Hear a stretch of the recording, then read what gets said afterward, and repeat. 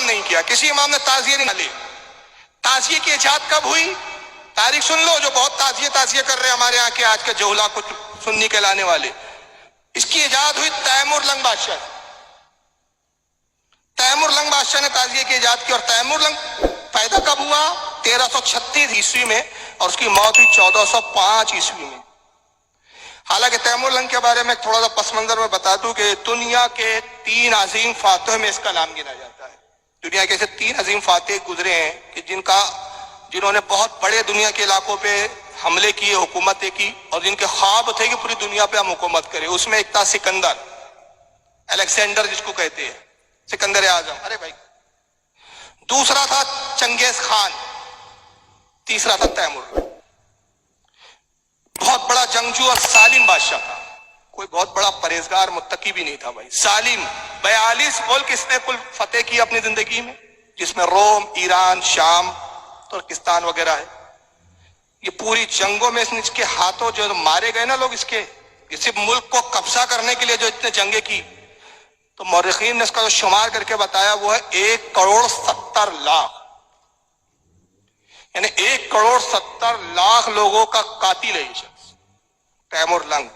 ایک پیر سے لنگڑا تھا، اس لیے اس کو لنگ بولتے، لنگ یعنی لنگڑا، تیمور لنگ، ظالم بادشاہ۔ مگر اس میں ایک بات تھی کہ ہر سال یہ عاشورے کے دن امام علی مقام کے روزے پہ جاتا تھا۔ ایک سال بیمار ہو گیا، اور جب بیمار ہوا تو رونے لگا کہ بھائی اس سال میں امام حسین کے روزے پہ نہیں جا پاؤں گا۔ تو اس کا ایک شیعہ وزیر تھا، اس نے ایک تعزیہ بنا کے لایا، تعزیہ مطلب ہو بہو امام حسین کے روزے کی شکل میں، اور لانے کے بعد کہا کہ صاحب آپ اس کو دیکھیں، بادشاہ تو تسلی ہوں گے۔ بادشاہ کو تسلی ہوئی۔ اس شیعہ وزیر نے اس کا فائدہ اٹھایا کہ بادشاہ نے اپنی رضا اس پہ ظاہر کی، تو اس نے پھر حکم دیا کہ صاحب بادشاہ چاہتے ہیں کہ ہر گھر میں تعزیہ بیٹھے۔ 801 ہجری میں تعزیے کی بنیاد بنی۔ کس سن میں؟ 801 ہجری میں تیمور لنگ نے اس کی بنیاد ڈالی۔ پہلے تعزیے گھروں میں رکھے گئے، پھر جلوس نکالے گئے، پھر جلوس کے ساتھ ماتم شروع ہوئے۔ وہ بہت ماتم کب شروع ہوا میں بعد میں بتاؤں گا، یہ تاریخ کی کتابیں، اور میں نے جن تاریخ کی کتابوں سے حوالے پیش کیے یہ اہل سنت کی کتابیں نہیں، شیعہ کتابوں سے پیش کر رہا ہوں۔ 801 ہجری میں، اور 11ویں امام جن کا وصال ہوا حضرت امام سقی، جن کو امام عسکری بھی کہا گیا، 260 ہجری میں ان کا وصال ہوا۔ یعنی امام عسکری کے 541 سال کے بعد تعزیے کی بنیاد ڈلی۔ کتنے سال کے بعد؟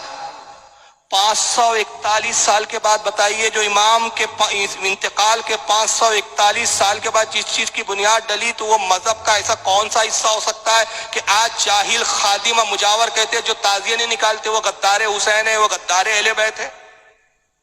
محبت اہل بیت کے لیے تعزیے سے کیا تعلق اس کا بھائی؟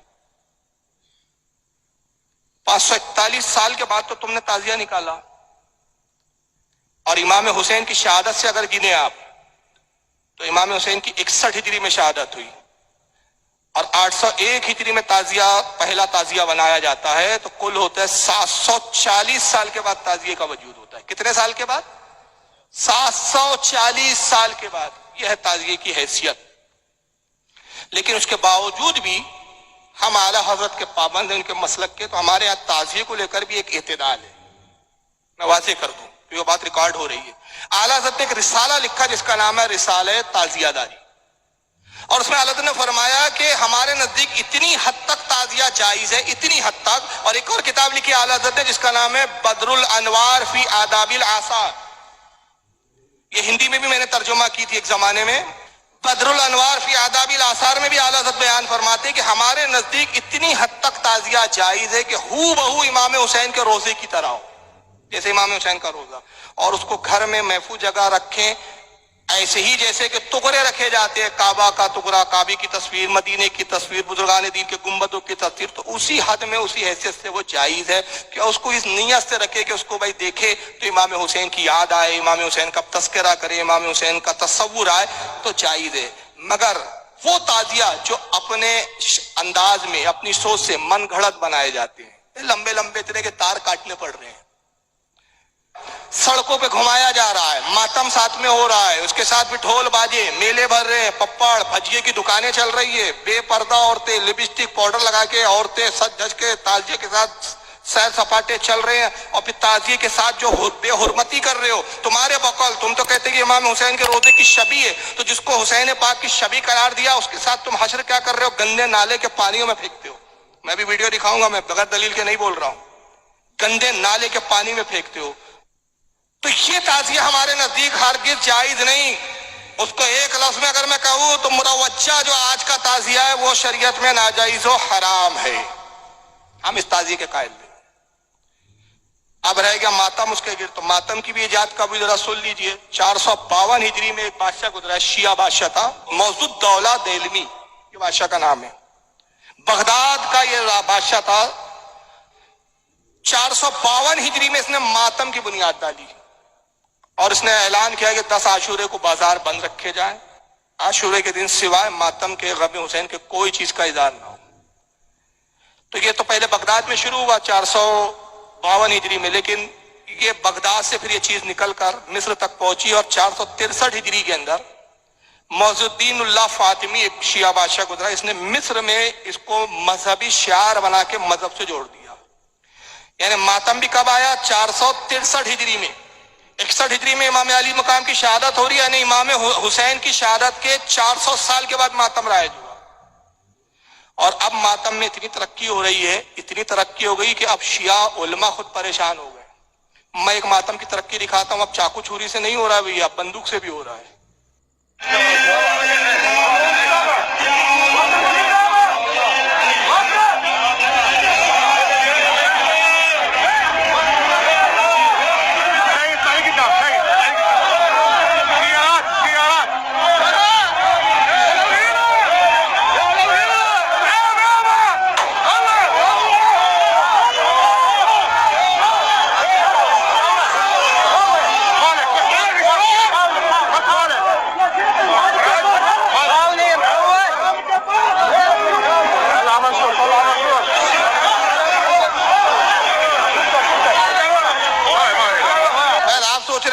گولی چل گئی تو مرا کیوں نہیں؟ بھائی مرا اس لیے کہ پیٹ میں نہیں ڈالی گئی, وہ ایسا ترچھی ڈالی جاتی ہے گولی چیرتے ہوئے نکل جائے. اب یعنی جیسے ماڈرن زمانہ آیا تو ماتم بھی اب ماڈرن ہو گیا ہے. اب چاقو کی جگہ بندوق بھی آ گئی صاحب. تو حالانکہ جہاں تک یہ معاملہ ہے, یہ اہل سنت کا نہ کبھی شعار تھا نہ ہے, اور یہ ماتم کی حقیقت ہے کیا اصل میں اگر دیکھا جائے تو یہ تو مذہبی شعار 463 میں ہوا. لیکن اس سے پہلے اگر جائیں تو خود اہل تشیع کی کتابیں بتاتی ہے کہ جب کوفہ میں اہل بیت کی خواتین کو کوفہ کے بازاروں میں گھمایا گیا تو وہ کوفی جنہوں نے خطوط دے دے کے بلائے تھے, محبت کا اظہار کرتے تھے, انہوں نے پھر رونے پیٹنے شروع کیے, ماتم شروع کیا. اور انہوں نے زین العابدین کے پاس آ کے معافیا مانگنی شروع کی اور سینے پیٹ کے کہتے تھے زین العابدین ہم سے قصور ہوا, ہم نے بلایا اور آپ کے بابا کی حفاظت نہیں کی, خدا کی قسم اب اجازت دیجیے اگر آپ حکم دے تو آج بھی ہم ابن زیاد سے لڑنے کے لیے تیار ہیں. ان کی کتاب مالی سبتین وغیرہ ساری کتابوں میں باتیں موجود ہیں. حضرت زینب نے اس وقت بددعائیں دی تھی. دیکھنا ہے وہ بددعا سننا ہے آپ کو؟ میں دکھا دیتا ہوں وہ خطبہ ان کی کتاب سے تاکہ مجھ پر الزام نہ رہے. بھائی یہ مالی سبتین فی احوال حسن و حسین جلد نمبر 2 صفحہ 181 پر حضرت زینب کا خطبہ ہے. دیکھیں کیا بددعائیں تھی زینب نے. فرمایا اے اہل کوفہ, اے مکر و فریب کے پلے ہوئے, تمہارے یہ بہتے ہوئے آنسو کبھی نہ رکے. سمجھ لو یہ حضرت زینب کی بددعا کا نتیجہ ہے. تمہارا گریہ کبھی بند نہ ہو. تمہاری مثال اس عورت جیسی ہے جس نے سوت کاٹنے کے بعد اپنے کاتے ہوئے کو ریزہ ریزہ کر دیا. تم نے بھی ایمان کی قسمیں کھائی اور پھر اسے غارت کر دیا. اب کون نہیں جانتا کہ تمہارے ایمان کی بنیادی مکر و فریب تھی؟ وہ کون سی بری خصلت ہے جو تم میں نہ ہو؟ خود شناسائی تمہارا شیوا, تکبر اور خوشامد تمہارا ترہ امتیاز. پھر آگے خطبہ بیان کرتے ہوئے کہتی ہے اللہ کا غضب نازل ہو, تم دائمی عذاب میں مبتلا ہو گئے. ہمیں ذبح بھی کیا, جملے سنیں, ہمیں ذبح بھی کیا, ذبح تم ہی نے کیا, اور اب تسوے بھی بہاتے ہو. باخدا تمہیں رونا چاہیے, تم سے زیادہ رونے کا اور کوئی سزاوار کون ہے؟ جتنا رو سکتے ہو رو, کم سے کم ہنسو. تم نے دائمی لعنت اور نہ مٹنے والی آر حاصل کی ہے. اب جس قدر بھی دھوؤں گے یہ آر اور لعنت اور زیادہ چمکیں گی. دنیا میں کوئی پانی ایسا نہیں, جملے سنیں, ماں حضرت زینب سیدہ زینب کے جملے، دنیا میں کوئی ایسا پانی نہیں جس سے اس داغ کو دھو سکو۔ تم نے حسین پاک اہل بیت کو قتل کر کے وہ گناہ عظیم کیا ہے کہ تمہیں قیامت تک رونا ہی چاہیے۔ تمہارا حق ہے کہ تم رو اور کم ہنسو، کیونکہ وہ داغ ہے جو کبھی دھلنے والا، وہ داغ کو دھونے کے لیے رو رہے ہیں اور ہمارے سنی متاثر ہو رہے ہیں۔ لیکن بہرحال اب بس یہ آخری میں دو چار شعر، بڑے بہترین شعر ہیں، میں نے بمبئی میں پڑھے، بڑے داد دیے گئے، وہی پڑھ کے بس اختتام ختم کروں گا یہیں پہ، وما علینا الا البلاغ ہوں گا، اور صلاۃ والسلام پہ جلسہ اور حضرت کی دعاؤں پہ اختتام۔ کہ ہمارے جو سنی عالم نے ماتم کے خلاف جو شعر کہا تھا، کافر ہے وہ جو منکر حیات شہداء کا ہم زندہ جاوید کا ماتم نہیں کرتے۔ تو اس پہ بڑے جو جواب دیے گئے، تو ایک جواب بڑا محسن کر کے ایک شاعر ہے شیعہ، وہ بڑے انہوں نے جواب دیا، تو ان کا یہ اشعار ماتم کرتے ہوئے پڑھے جا رہے ہیں، ماتم کرتے ہوئے۔ تو انہوں نے دیکھیے بڑا جواب دیا، اور شیعہ حضرات بڑے پھولے نہیں سماتے، کہا دیکھو کیا بہترین جواب دیا بھائی ہمارے شاعر صاحب نے، حالانکہ اس میں کتنی خامیاں آپ دیکھتے چلے۔ کہتے اپنا کوئی مرتا ہے تو روتے ہو تڑپ کر، اپنا کوئی مرتا ہے تو روتے ہو تڑپ کر، پر صبت پیغمبر کا کبھی ماتم نہیں کرتے۔ بھائی اپنا مر جائے تو بہت ماتم کرتے ہو، روتے ہو، مگر نبی کے نواسے کا ماتم نہیں کرتے۔ تو میں کہنا چاہتا ہوں جناب یہ شعری بکواس ہے، اپنا مرتا ہے، جب مرتا ہے تب روتے۔ ایسے کئی لوگ بیٹھے ہوئے ہیں جن کے کوئی چچا والی چلے گئے تو ہوتا ہے کہ بھائی فاتحہ دے دیتے، اصالے ثواب کر دیتے، ان کا ذکر کر دیتے، تذکرہ ہو جاتا ہے، نام لے لیتے، لیکن ماتم تو نہیں کرتے۔ 1400 سال ہو گئے امام حسین کو، آج تک ہی ٹھوک رہے ہو تم، تو بھائی ہمیں کیا پرابلم ہے بھائی؟ تو یہ شعر غلط ہے۔ دوسرا کہتے گریا کیا یعقوب نے، ان کو بھی تو ٹوکو۔ گریا یعنی رونا، یعقوب بھی رو رہے تھے، کیوں؟ یوسف علیہ السلام ان کے بیٹے بچھڑ گئے، ان سے گریا کیا یعقوب نے، ان کو بھی تو ٹوکو۔ یوسف ابھی زندہ ہے، یوں غم نہیں کرتے۔ تو میں پوچھنا چاہتا ہوں یہ بھی شعر غلط کہ یعقوب اس وقت تک روتے رہے جب تک یوسف سے دور رہے، جب یوسف علیہ السلام مل گئے تو اس کے بعد بھی روتے تھے کیا وہ تاریخ کو؟ کہتے تھے آج وہ تاریخ آ گئی جس تاریخ کو یوسف بچھڑا تھا، آؤ سب آ جاؤ غم کرو۔ ارے بھائی یوسف تو مل گئے، بادشاہ مصر کے بن گئے۔ کہا نہیں وہ تاریخ تو آ گئی نا جب بچھڑے تھے۔ تو بھائی فطری بات ہوتی ہے کہ جب غم ہوتا ہے تبھی آدمی روتا ہے، مگر اس غم کو یاد کر کے بار بار نہیں روتا ہے، افسوس کرتا ہے۔ تو امام حسین کے واقعات پہ افسوس ہوتا ہے، آنسو نکلتے، ماتم نہیں ہوتا۔ تو یعقوب کا یہ جو شعر پیٹ کر رہے ہیں، بیٹھ نہیں رہا ہے صاحب کہ یعقوب حضرت یوسف کے غم میں رو رہے تھے، انہیں بھی تو ٹوکو کہ یوسف زندہ ابھی ماتم نہیں کرتے۔ جناب یوسف مل گئے، انہوں نے ماتم تو کیا نہیں، اول تو غم چھوڑ دیا۔ پھر کہتے حمزہ بھی تو شہیدوں کے سردار ہے، لیکن حمزہ بھی شہیدوں کے سردار ہے، لیکن کرتے نہ محمد ماتم، تو چلو ہم نہیں کرتے۔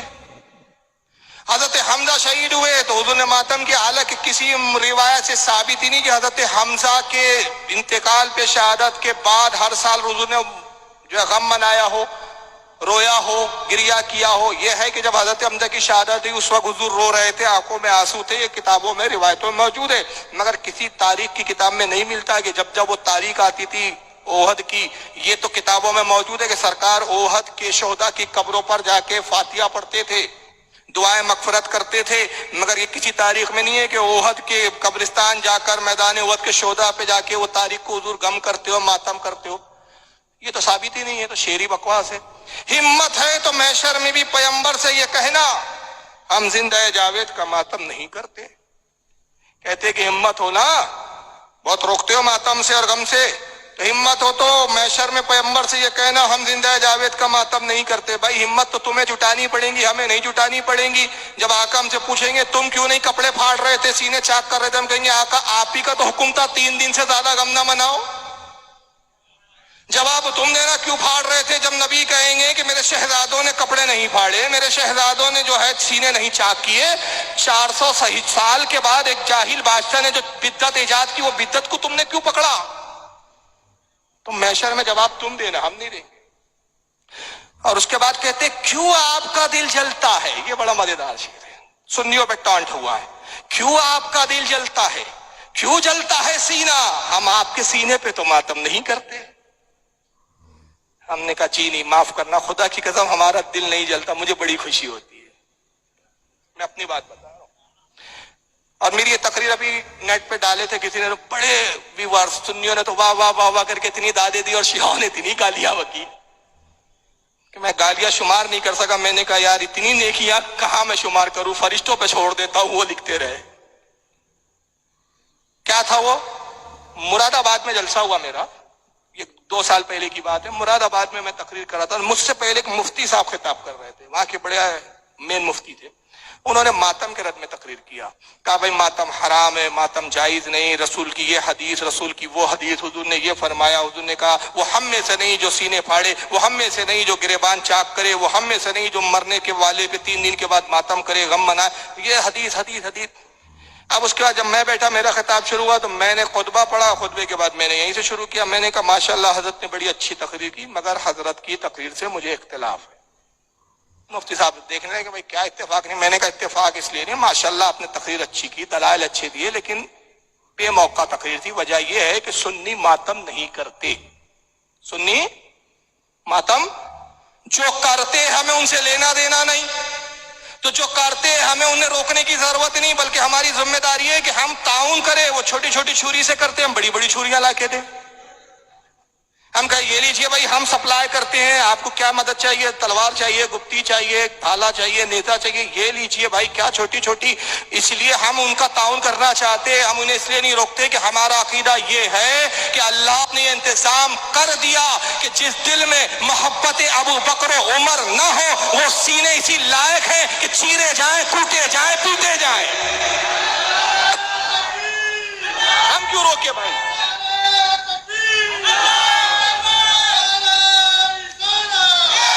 یہ تو قدرت کا انتظام ہے کہ تمہارے سینے میں بغض ابو بکر ہے, چاک کرو, سینے پھاڑو, چیرو. تو صاحب ہمارا نہ سینہ جلتا ہے نہ ہم کڑتے. تو یہ شعر ہمارے پہ نہیں فٹ ہوتا کہ کیوں آپ کا دل جلتا ہے, معاف کرنا ہمارا نہیں جلتا. کیوں جلتا ہے سینہ, ہم آپ کے سینے پہ ماتم نہیں کرتے. محسن یہ مقبول روایت ہے جہاں میں. اب شاعر صاحب آخری شعر کہہ رہے ہیں, مقطع ہے. محسن یہ مقبول روایت ہے جہاں میں قاتل کبھی مقتول کا ماتم نہیں کرتے. اگر ہم قاتل ہوتے تو ہم کیوں روتے؟ ہم نے کہا قاتل ہی روتے ہیں تاکہ قاتل نہ سمجھے جائیں. اکثر قاتل ہی روتے ہیں, قتل بھی کرتے ہیں اور پرسے دینے بھی وہی آتے ہیں. تو صاحب یہ شعر نہیں جم رہا ہے یہاں کہ محسن یہ مقبول روایت ہے جہاں میں قاتل کبھی مقتول کا ماتم نہیں کرتے. یہ کتاب نے بتا دیا, حضرت زینب نے بتایا, جو قاتل تھے وہی رو رہے تھے. اور زینب کہہ رہی تھی رو, تم نے ہمیں ذبح بھی کیا اور اب تصویر بہاتے ہو. تصویر کہتے ہیں آنسو بہانا, موٹے موٹے آنسو بہانا. اب آنسو بھی بہاتے ہو تو تمہیں رونا بھی چاہیے. تو قاتل ہی روتے ہیں. بلکہ روایتوں میں یہ بھی آیا ہے کہ جب سر حسین یزید کے پاس پیش کیا گیا نا تو پہلے یزید بھی رویا. لوگوں نے کہا کیوں رویا؟ کہا اللہ کی لعنت ہو ابن زیاد پہ. میرا ارادہ یہ نہیں تھا کہ حسین کو قتل کر دیا جائے, میں تو چاہتا تھا ابن زیاد گرفتار کر کے میرے پاس لے آتا. بدبخت نے وہ کام کر دیا کہ قیامت تک اب امت مجھ پہ لعنت بھیجیں گی اس کام کی. اس نے بھی رویا تھا. بعد میں پھر وہ اپنی عقل میں آ گیا. تو بہرحال رونا تو یزیدیوں کا بھی کام رہا. لیکن اب آئیے سنی شاعر نے اس کے بھی کیا جواب دیے. اب ہمارے سنی شاعر نے کیا جواب دیا؟ نہ عشق حسین نہ ذوق عبادت, نہ عشق حسین نہ ذوق عبادت, غافل تو سمجھ بیٹھا ہے غم کو عبادت. نہ عشق حسین نہ ذوق عبادت, غافل تو سمجھ بیٹھا ہے غم کو عبادت. ہے عشق اپنی جان سے زیادہ آل نبی سے, ہے عشق اپنی جان سے زیادہ آل نبی سے. یوں سر عام ہم تماشا نہیں کرتے, ہے عشق اپنی جان سے زیادہ آل نبی سے. ہم سر عام یوں تماشا نہیں کرتے. کہہ دو غم حسین منانے والوں سے مومن کبھی شہداء کا ماتم نہیں کرتے. ماتم وہ کرے جو منکر ہے حیات شہداء کا, ہم زندہ جاوید کا ماتم نہیں کرتے. جو ان کی حیات کا منکر ہو اس کو ماتم کرنا چاہیے. خدا کی قسم ہمارا تو عقیدہ یہ ہے کہ ہم پکارے ہندوستان میں بھالنر پورے کی زمین سے یا حسین المدد. خدا کی قسم کربلا میں حسین کو خبر ہوتی ہے, زندہ جاوید ہے حسین. ولا تحسبن الذین قتلوا فی سبیل اللہ امواتا بل احیاء عند ربهم یرزقون. قرآن نے کہا خبردار خبردار خبردار، ولا سے خطاب ہوا ہے. ذرا دیکھیں رب تبارک و تعالیٰ کے کلام کا انداز. جانتا تھا شہداء میں کی شہادت پہ ایسے لوگ آئیں گے جو شک کرے. خبردار، ولا خبردار ہو جاؤ. ولا تحسبن الذین قتلوا فی سبیل اللہ امواتا، خبردار ہو جاؤ جو اللہ کی راہ میں شہید کر دیے جائیں انہیں مردہ بھی خیال مت کرنا. اعلیٰ حضرت کا ترجمہ ہے. لوگوں نے کہا مردہ نہ سمجھنا. تھانوی صاحب نے کہا مردہ نہ سمجھنا. محمود الحسن دیوبندی صاحب نے ترجمہ کیا مردہ نہ سمجھنا. میرے امام نے کہا مردہ خیال بھی نہ کرنا. تو سمجھیں گا تیری اوقات ہے. ابے سمجھنا بہت دور کی بات ہے. خیال پہ ہی روک دیا. خیال پہلے آئیں گا، سمجھنے کی منزل بعد میں آئیں گی. تو خیال نہیں کر سکتا تو سمجھے گا کہاں سے؟ خیال بھی نہ کرنا. بل احیاء، بلکہ وہ زندہ ہے. عند ربہم یرزقون، اور رب کی بارگاہ میں ان کو رزق دیا جاتا ہے. رب کی نعمتوں سے فیضیاب ہوتے ہیں. تو زندہ جاوید کا ہم ماتم نہیں کرتے. اگر کوئی کرتے کرے. لیکن میں پھر آخری بات پہ اختتام. میرا آج کے مخاطب وہ تھے جو اہل سنت پہ طنز کر رہے تھے، وہ تھے جو اہل سنت کو کمزور سمجھ کے آج ایک ہوا بنا رکھے ہیں. ایسا نہیں ہے. ہماری حکمت ہے کہ ہم ویسے ہی اہل سنت ایک ایسا مظلوم فرقہ ہے یار، ایک ایسی مظلوم جماعت ہے. دیوبندی دیکھو تو ہم پر حملہ کرتے، قادیانی دیکھو تو ہم پر حملہ، اہل حدیث دیکھو تو ہم پر حملہ. تو ہماری حقانیت کی دلیل یہی ہے کہ حسین مختصر تعداد میں تھے، سب حملہ کر رہے تھے. آج ہم پہ بھی سب طرف سے حملے ہو رہے ہیں. کل بھی مظلوم تھے، آج بھی ہم مظلوم ہیں. اللہ تعالیٰ سے دعا ہے آج کی اس مجلس کو قبول فرمائے. جو کوئی بھی حق بیان ہوا اسے پر عمل کرنے کی اور اس پر اعتقاد اور اس پر مضبوطی سے قائم رہنے کی توفیق عطا فرمائے. وما علینا الا البلاغ المبین.